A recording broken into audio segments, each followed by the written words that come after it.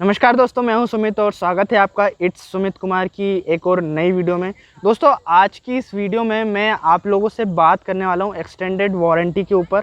Extended warranty क्या होती है और आपको लेनी चाहिए या नहीं लेनी चाहिए, ये कितनी बेनिफिशियल आप लोगों के लिए हो सकती है।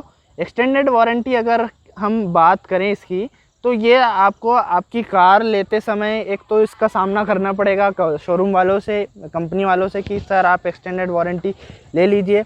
एंड दूसरी बार जब आपकी वारंटी ख़त्म हो जाएगी कंपनी से, जो भी आपकी मैन्युफैक्चरिंग कंपनी 2 साल 3 साल की वारंटी देती है, जैसे टाटा की टियागो मेरे पास है, इसमें 2 साल की वारंटी आती है।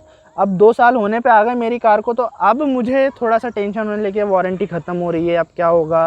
कंपनी वाले भी बोलते सर वारंटी लीजिए। तो इस समय वारंटी क्या होती है, एक्सटेंडेड वारंटी, सबसे पहले तो आप ये समझिए। वारंटी नॉर्मली आपकी गाड़ी के जो पार्ट्स हैं, जस्ट लाइक इंजन हो गया, क्लच प्लेट वारंटी में कभी भी शामिल नहीं होती है। टायर्स की अपनी वारंटी आती है, अलग से फूल गया हो तो ठीक, छेद वेद हो गया तो फिर वो इंश्योरेंस में जाता है।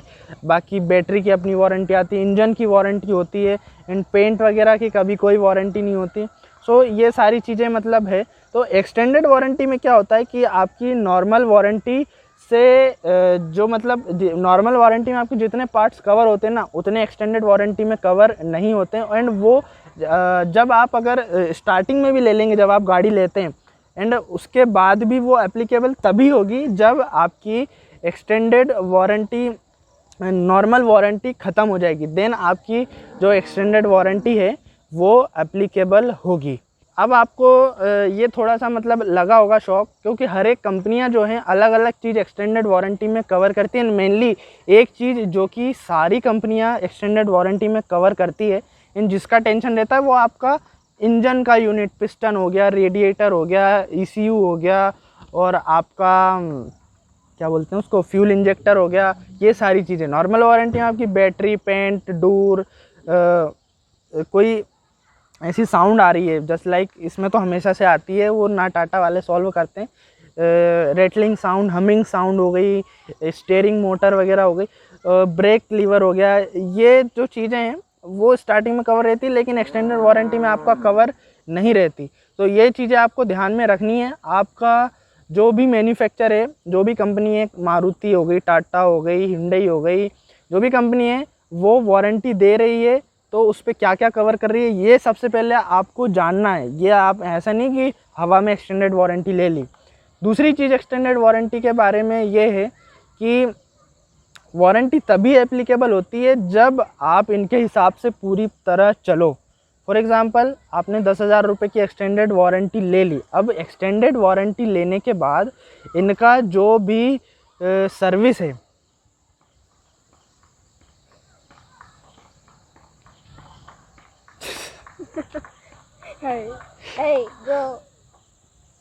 देखिए, एक्सटेंडेड वारंटी लेने के बाद इनका जो भी सर्विस मैनुअल है या जो भी सर्विस शेड्यूल है वो आपको स्ट्रिक्टली फॉलो करना पड़ेगा।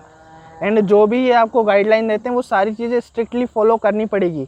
एंड एक एक सर्विस का बिल अगर ये 10,000 रुपये भी आपसे लूटते हैं ना, जो कि सर्विस आपकी बाहर 3,000 रुपये में आराम से होगी, तो वो आपको देना पड़ेगा। तो कुल मिला के वारंटी लेने के बाद, वारंटी देने में ये जो जितना खर्च करेंगे ना, उससे ज़्यादा ये आपसे कमा लेंगे।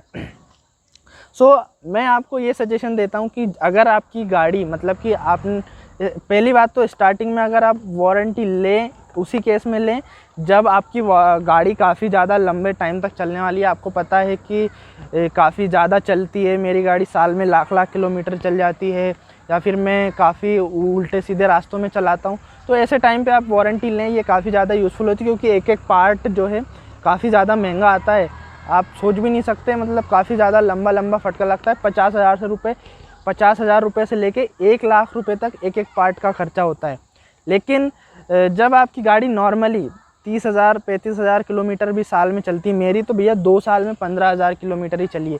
ऐसे केस में आपको 2 साल जब तक कंपनी की वारंटी चल रही है, तब तक आपको सोचने का अच्छा खासा समय मिलता है। यानी इस समय में आप जान जाते हैं कि आपको आपकी गाड़ी पे कितना भरोसा है। मुझे टाटा टियागो पे पूरा भरोसा है। इंजन तो एटलीस्ट कभी धोखा नहीं देगा, बाकी जो सारी चीज़ें कभी कभार बिगड़ भी गई तो वो चीज़ें वारंटी में कवर है नहीं, तो इतनी ज़्यादा टेंशन लेने की ज़रूरत नहीं है। कभी क्या है कि मेरा मतलब बाहर से भी मैं काम कराना पसंद करता हूँ। कई बार शोरूम में या सर्विस सेंटर में ज़्यादा पैसे ले लेते हैं। टाटा की सर्विस तो आपको मालूम ही है कैसी है।